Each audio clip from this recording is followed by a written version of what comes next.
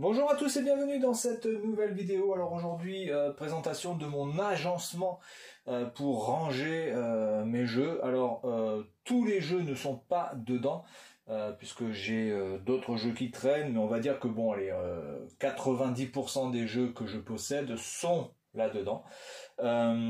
Oui, alors je fais cette vidéo parce que quelqu'un m'avait demandé de présenter ça. Il trouvait que mon agencement avait était plutôt pas mal et il voulait que j'explique un petit peu comment j'avais fait. Donc en fait j'ai trouvé des tiroirs qui peuvent se gerber. Alors gerber, pour les gens qui ne savent pas vraiment ce que ça veut pas dire forcément vomir, mais gerber ça veut dire que l'on peut mettre les unes sur les autres, qui s'emboîtent parfaitement les unes sur les autres.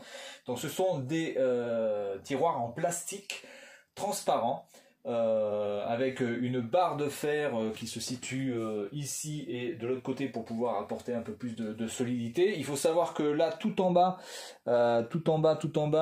les tiroirs supportent un poids d'environ 50-60 kg et ça tient très bien. Les tiroirs ne se gondolent pas, donc c'est assez solide.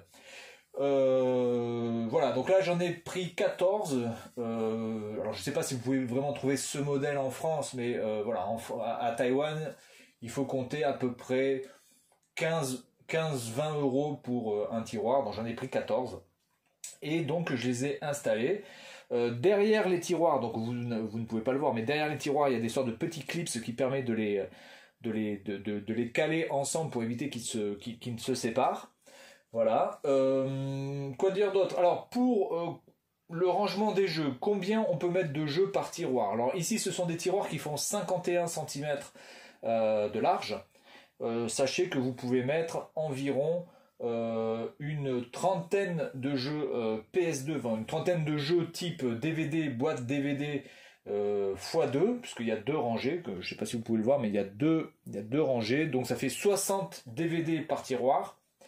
Et en ce qui concerne, on va dire, les jeux format CD, comptez environ 120 jeux format CD. Alors évidemment, je parle des jeux version simple, hein. Si vous avez des coffrets épais, évidemment, vous devez diviser. Mais les jeux simples en format CD, puisque les Japonais utilisent surtout du format CD pour la PlayStation, la Saturn, etc., etc.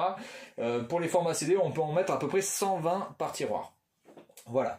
En ce qui concerne les boîtes de jeux Super Famicom, comptez à peu près une quarantaine de jeux Super Famicom, et la même chose à peu près pour la Mega Drive en boîte. Voilà. La même chose à peu près pour la Nintendo 64. Voilà, donc vous avez à peu près un état des lieux de combien vous pouvez mettre de jeux par casier. Alors ensuite, en ce qui concerne les stickers que vous voyez collés, alors certains je les ai chopés ici à Taïwan, mais la plupart je les ai chopés sur eBay, où vous pouvez trouver donc des décals pour pouvoir coller les différentes machines que vous avez, les différents jeux. Alors évidemment il m'en manque, hein, parce que j'ai pas la Game Boy Advance, j'ai pas la Game Boy Color, j'ai pas la Game Boy, j'ai pas la Neo Geo Pocket, j'ai pas, voilà, donc il en manque quand même pas mal, surtout des portables. Mais on va dire que sur les consoles de salon, hormis la Pico et certaines consoles de salon vraiment très anciennes, comme la cassette Vision par exemple, ou voilà, ça je n'ai pas. Je pourrais prendre Atari, ça existe, mais bon, vu que j'ai que un malheureux jeu sur la Atari, ça sert pas à grand chose que je mette un stickers. Voilà, donc vous pouvez voir que c'est voilà, c'est un arrangement qui me convient le plus, surtout par rapport à où j'habite, puisque avant je prenais vraiment quasiment en largeur le double en largeur pour pouvoir mettre tous mes jeux. Et là, j'ai tout condensé dans quelque chose de plus net, de plus propre et de beaucoup plus clair. Donc là, je sais exactement où prendre mes jeux. Vous pouvez voir que ça s'arrête évidemment à la PS4. La PS4 étant donné et la console où je possède le moins de jeux. La PS5, j'en aurais pas, ou alors vraiment que des blisters pour me faire plaisir, mais vu que j'ai la PS5 digitale, ça, je n'aurai pas de jeux. Et plus on va dans le rétro, évidemment, plus j'ai de jeux. Alors ma collection principale, c'est la Saturn, la PlayStation et la PS2. Suivi de la Dreamcast, et de la Super Famicom, voilà, et la Mega Drive aussi.